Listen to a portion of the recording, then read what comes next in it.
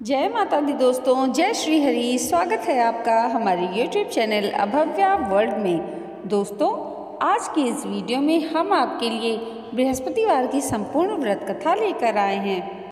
प्राचीन समय की बात है। भारत में एक राजा राज्य करता था। वह बड़ा प्रतापी तथा दानी था। वह नित्य प्रति मंदिर में भगवत दर्शन करने जाता और गरीबों और ब्राह्मणों की सहायता किया करता था। लेकिन यह सब बातें उसकी रानी को अच्छी नहीं लगती थी। वह न व्रत करती, न किसी को एक भी पैसा दान में देती और राजा से भी ऐसा करने को मना किया करती थी। एक दिन राजा शिकार खेलने वन को गए हुए थे, तो रानी और दासी महल में अकेली थी। उसी समय बृहस्पति देव साधु का रूप धारण कर राजा के दरवाजे पर भिक्षा मांगने आए। साधु ने रानी से भिक्षा मांगी तो वह कहने लगी, हे साधु महाराज, मैं इस दान और पुण्य से तंग आ गई हूँ। इस कार्य को करने के लिए तो मेरे पतिदेव ही बहुत हैं। अब आप ऐसी कृपा करें कि सारा धन नष्ट हो जाए तथा मैं आराम से रह सकूं। साधु रूपी बृहस्पति देव ने कहा, हे देवी, तुम बड़ी विचित्र हो। संतान और धन से कोई दुखी नहीं होता, इसको तो सभी चाहते हैं। पापी भी पुत्र और धन की इच्छा करता है। अगर तुम्हारे पास धन अधिक है तो भूखे मनुष्य को भोजन कराओ, प्याऊ लगवाओ, ब्राह्मणों को दान दो, कुआं, तालाब, बावगड़ी, बाग, बागीचे आदि का निर्माण कराओ, मंदिर पाठशालाएं बनाकर दान दो, निर्धनों की कुंवारी कन्याओं का विवाह कराओ, साथ ही यज्ञ आदि करो। इस प्रकार के कर्मों से अपने धन को शुभ कार्यों में खर्च करो। ऐसा करने से तुम्हारा नाम परलोक में भी सार्थक होगा और तुम्हें भी स्वर्ग की प्राप्ति होगी। लेकिन रानी साधु की इन बातों से खुश नहीं हुई। वह बोली, महाराज, मुझे ऐसे धन की आवश्यकता नहीं जिसको मैं अन्य लोगों को दान देती फिरूं तथा जिसको रखने और संभालने में ही मेरा पूरा समय नष्ट हो जाए। अब आप ऐसी कृपा करें कि सारा धन नष्ट हो जाए तथा मैं आराम से रह सकूं।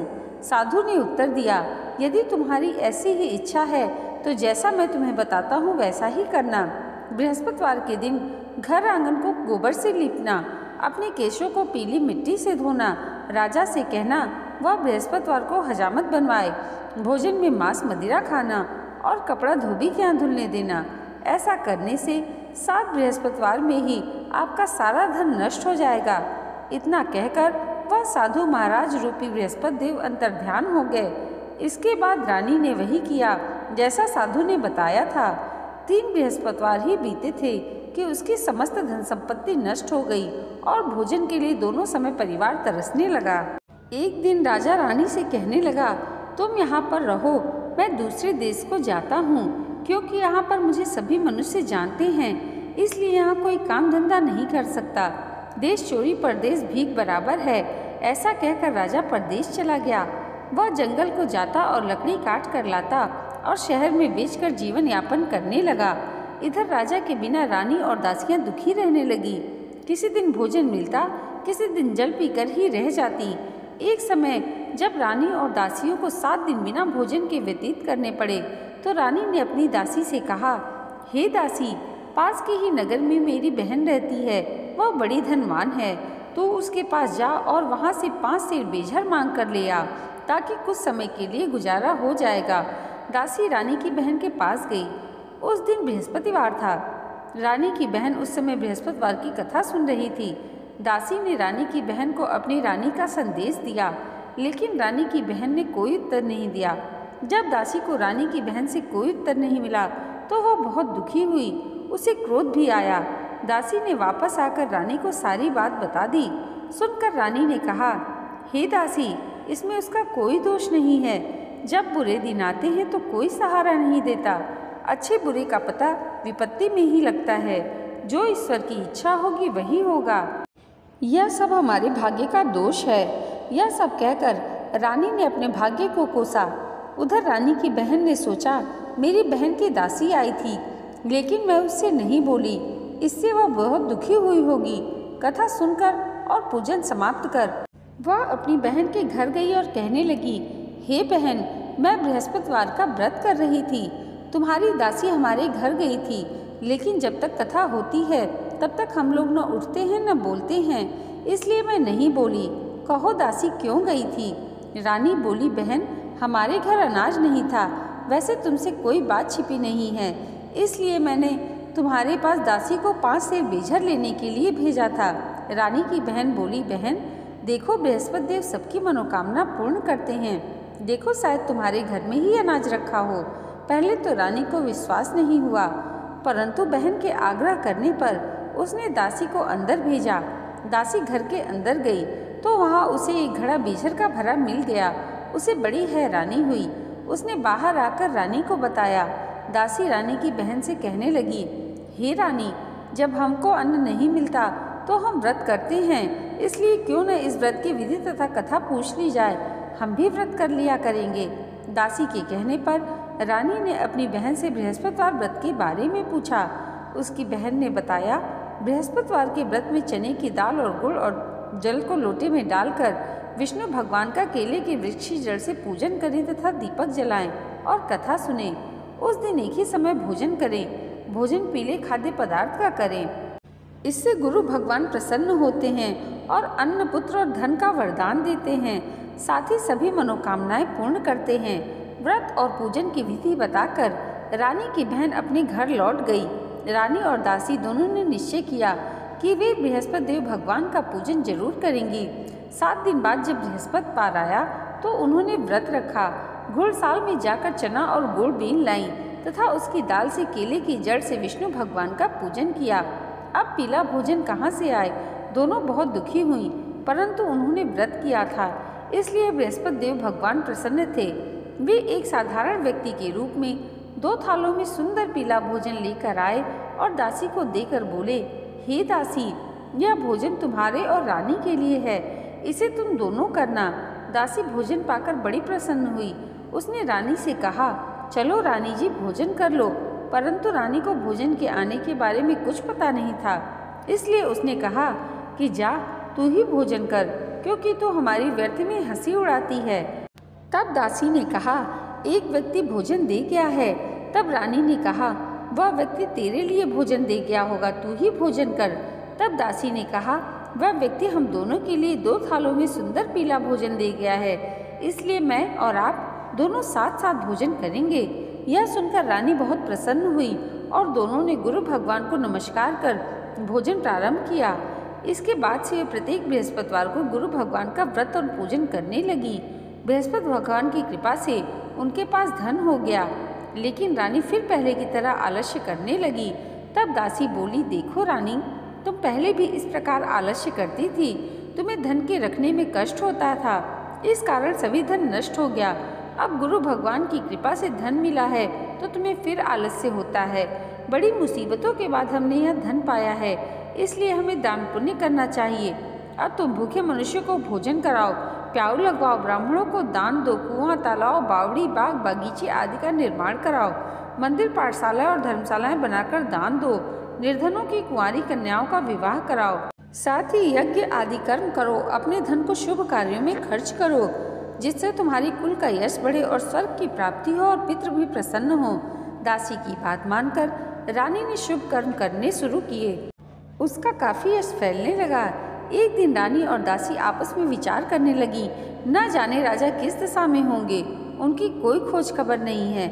उन्होंने श्रद्धा पूर्वक बृहस्पति भगवान से प्रार्थना की कि राजा जहाँ कहीं भी हों उन्हें शीघ्र वापस भेज दें। उसी रात्रि को बृहस्पति देव ने राजा को स्वप्न में कहा, हे राजन, उठ, तेरी रानी तुझको याद करती है, अब अपने देश को लौट जा। राजा प्रातःकाल उठा और जंगल से लकड़ी काटकर लाने के लिए जंगल की ओर चल पड़ा। जंगल से गुजरते हुए विचार करने लगा कि रानी की गलती से कितने दुख भोगने पड़े। राजपाट छोड़कर जंगल में आकर रहना पड़ा, लकड़ी काटकर शहर में बेचकर गुजारा करना पड़ा और अपनी दशा को याद करके वह व्याकुल होने लगा। उसी समय राजा के पास बृहस्पति देव साधु के वेश में आकर बोले, हे लकड़हारे, तुम इस सुनसान जंगल में किस चिंता में बैठे हो, मुझे बतलाओ। यह सुन राजा के नेत्रों में जल भर आया। साधु की वंदना कर राजा ने अपनी संपूर्ण कहानी सुना दी। महात्मा तो स्वभाव से ही दयालु होते हैं। वे राजा से बोले, हे राजा, तुम्हारी पत्नी ने बृहस्पति देव के प्रति अपराध किया था, जिस कारण तुम्हारी यह दशा हुई है। अब तुम किसी प्रकार की चिंता मत करो, भगवान तुम्हें पहले से अधिक धन देंगे। देखो, तुम्हारी पत्नी ने बृहस्पतिवार का व्रत करना शुरू कर दिया है। अब तुम भी बृहस्पतिवार के व्रत में चने की दाल, गुड़ और मुनक्के से विष्णु भगवान का केले की वृक्ष की जड़ से पूजन करो तथा दीपक जलाकर कथा सुनो। उस दिन एक ही समय भोजन करना, लेकिन भोजन में पीले खाद्य पदार्थ का ही सेवन करना। भगवान तुम्हारी सब कामनाओं को पूर्ण करेंगे। साधु की बात मानकर राजा बोला, हे प्रभु, मुझे लकड़ी बेचकर इतना पैसा भी नहीं बचता जिससे भोजन करने के उपरांत मैं कुछ बचा सकूं। मैंने रात्रि में अपनी रानी को व्याकुल देखा है। मेरे पास कोई साधन नहीं जिससे उसका समाचार जान सकूं। फिर मैं बृहस्पतिवार की कौन सी कहानी कहूँ या सुनूं? मुझको तो कुछ भी मालूम नहीं। साधु ने कहा, हे राजा, मन में बृहस्पति भगवान के पूजन व्रत का निश्चय करो। वे स्वयं तुम्हारे लिए कोई राह बना देंगे। बृहस्पतिवार के दिन तुम रोजाना की तरह लकड़ियाँ लेकर शहर में जाओ। तुम्हें रोज से दुगना धन प्राप्त होगा, जिससे तुम भली भांति भोजन कर लोगे तथा बृहस्पति देव की पूजा का सामान भी आ जाएगा। इतना कहकर साधु महाराज रूपी बृहस्पति देव अंतर्ध्यान हो गए। धीरे धीरे समय व्यतीत होने लगा। फिर वह बृहस्पतिवार का दिन आया। लकड़हारा जंगल से लकड़ी काटकर किसी भी शहर में बेचने गया। उसे उस दिन और दिन से दुगना धन प्राप्त हुआ। राजा ने चना, गुड़ आदि लाकर गुरुवार का व्रत किया।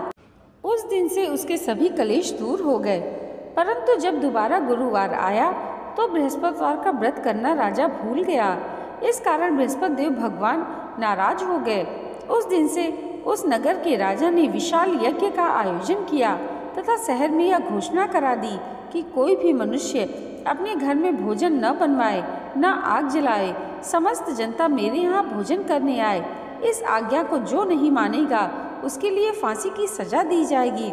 इस तरह की घोषणा संपूर्ण नगर में करवा दी गई। राजा की आज्ञा अनुसार शहर के सभी लोग भोजन करने गए, लेकिन लकड़हारा कुछ देर से पहुंचा, इसलिए राजा उसको अपने साथ घर लिवा ले गया और ले जाकर भोजन करा रहे थे तो रानी की दृष्टि उस खुंटी पर पड़ी जिस पर उसका हार लटका हुआ था। वह वहाँ पर दिखाई नहीं दिया। रानी ने निश्चय किया कि मेरा हार इस मनुष्य ने चुरा लिया है। उसी समय सिपाहियों को बुलाकर उसको कारागार में डलवा दिया। तब लकड़हारा कारागार में पड़ गया और बहुत दुखी होकर विचार करने लगा कि न जाने कौन से पूर्व जन्म के कर्म से मुझे यह दुख प्राप्त हुआ है, और उसी साधु को याद करने लगा जो जंगल में मिला था। उसी समय तत्काल बृहस्पति देव साधु के रूप में प्रकट हुए और उसकी दशा को देखकर कहने लगे, अरे मूर्ख, तूने बृहस्पति देव की कथा नहीं की, इस कारण तुझे यह दुख प्राप्त हुआ है। अब चिंता मत कर। बृहस्पतिवार के दिन कारागार के दरवाजे पर 4 पैसे पड़े मिलेंगे। उनसे तू बृहस्पति देव की पूजा करना, तेरे सभी कष्ट दूर हो जाएंगे। बृहस्पतिवार के दिन उसे 4 पैसे मिले। लकड़हारे ने कथा कही। उसी रात्रि को बृहस्पति देव ने उस नगर के राजा को स्वप्न में कहा, हे राजन, तुमने जिस आदमी को कारागार में बंद कर दिया है वह निर्दोष है, वह राजा है, उसे छोड़ देना। रानी का हार उसी खुंटी पर लटका है। अगर तू ऐसा नहीं करेगा तो मैं तेरे राज्य को नष्ट कर दूंगा। इस तरह रात्रि के स्वप्न को देखकर राजा प्रातःकाल उठा और खुंटी पर हार देखकर लकड़हारे को बुलाकर क्षमा मांगी तथा लकड़हारे को योग्य सुंदर वस्त्र आभूषण देकर विदा किया। बृहस्पति देव की आज्ञानुसार लकड़हारा अपने नगर को चल दिया। राजा जब अपने नगर के निकट पहुंचा तो उसे बड़ा आश्चर्य हुआ। नगर में पहले से अधिक बाग, बागीचे, तालाब, कुएं तथा बहुत सी धर्मशालाएं, मंदिर आदि बने हुए थे। राजा ने पूछा, यह किसका बाग और धर्मशालाएं हैं? तब नगर के सभी लोगों ने कहा, यह सब रानी और दासी ने बनवाए हैं। तो राजा को बहुत आश्चर्य हुआ। तब राजा के पूछने पर रानी ने उत्तर दिया, यह सब धन बृहस्पति देव के इस व्रत के प्रभाव से प्राप्त हुआ है। राजा ने निश्चय किया कि सप्ताह में एक बार तो सभी बृहस्पति देव का व्रत तथा पूजन करते हैं, परंतु मैं प्रतिदिन किया करूँगा तथा दिन में 3 बार कथा कहा करूँगा। अब हर समय राजा दुसाले में चने की दाल बांधे रहता था तथा दिन में 3 बार कथा कहता। एक रोज राजा ने विचार किया कि चलो अपनी बहन के यहाँ चलते हैं। इस तरह निश्चय कर राजा घोड़े पर सवार हो अपनी बहन के यहाँ चल दिया। मार्ग में उसने देखा कुछ लोग एक शव को ले जा रहे हैं। उन्हें रोककर राजा ने कहा, अरे भाइयों, मुझसे बृहस्पतिवार की कथा सुन लो।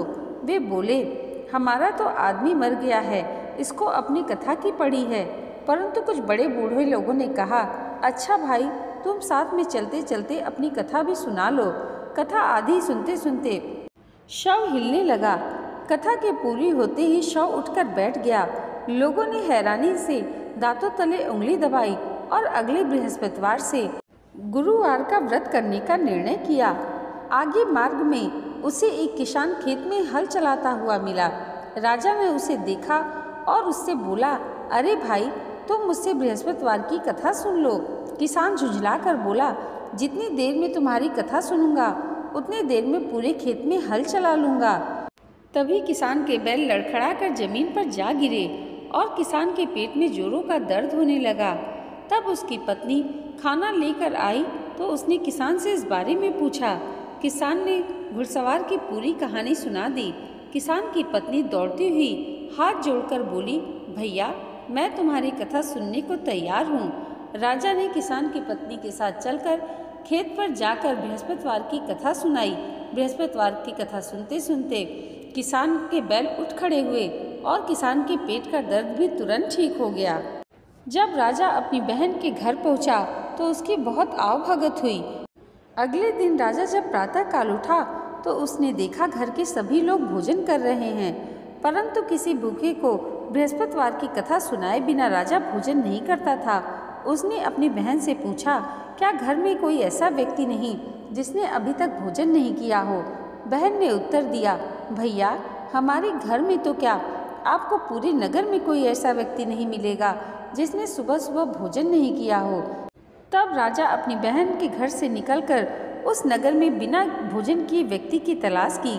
एक गडरिये के घर में उसका बेटा बीमार होने के कारण भूखा रह गया था। राजा ने गडरिये के बेटे को बृहस्पतिवार की कथा सुनाई। कथा सुनते सुनते गडरिये का बीमार बेटा बिल्कुल ठीक हो गया। सबने राजा की बहुत प्रशंसा की। अगले दिन राजा ने अपनी बहन से कहा, बहन, अब हम अपने घर जाना चाहते हैं, तुम भी हमारे साथ चलो, कुछ दिन वहाँ रहकर लौट आना। जब राजा की बहन ने अपनी सास से पूछा तो सास ने ताने देते हुए कहा, बहू, मायके जाना है तो अकेली जाना, मेरे पोतों को साथ नहीं ले जाना। तुम्हारे भाभी के कोई संतान नहीं है, कहीं तुम्हारी भाभी मेरे पोतों पर जादू टोना न कर दे। बहन की सास की बातें सुनकर राजा दुखी मन से अकेला ही अपने नगर लौट आया। रानी ने पूछा, आप तो अपनी बहन को साथ में लाने की बात कहकर गए थे, फिर बहन को साथ क्यों नहीं लाए? तब राजा ने रानी से कहा, रानी, हम निसंतान हैं, इसलिए कोई हमारे घर आना पसंद नहीं करता। तब रानी ने कहा, बृहस्पति देव भगवान ने हमें सब कुछ दिया है, अब बृहस्पति देव भगवान ही हमें संतान भी अवश्य देंगे। अगले दिन बृहस्पतिवार था। राजा रानी ने बृहस्पति देव से संतान के लिए प्रार्थना की। बृहस्पति देव ने कहा, तुम्हारी मनोकामना अवश्य पूर्ण होगी। अगले महीने ही रानी गर्भवती हो गई। 10वें महीने रानी ने एक सुंदर पुत्र को जन्म दिया। राजा रानी जीवन पर्यंत बृहस्पतिवार का व्रत करते हुए वैकुंठ धाम को प्राप्त हुए। इति श्री बृहस्पतिवार व्रत कथा। दोस्तों, आज की ये वीडियो अगर आपको अच्छी लगी हो तो कमेंट बॉक्स में जय श्री हरि जरूर लिखिएगा और इसे लाइक और हमारे चैनल पर पहली बार आए हैं तो सब्सक्राइब करना मत भूलिएगा। भगवान श्री हरि की कृपा आप सबके जीवन पर सदैव ऐसे ही बनी रहे, इसी मंगल कामना के साथ मिलते हैं अगले वीडियो में। तब तक के लिए जय माता दी, जय श्री हरि।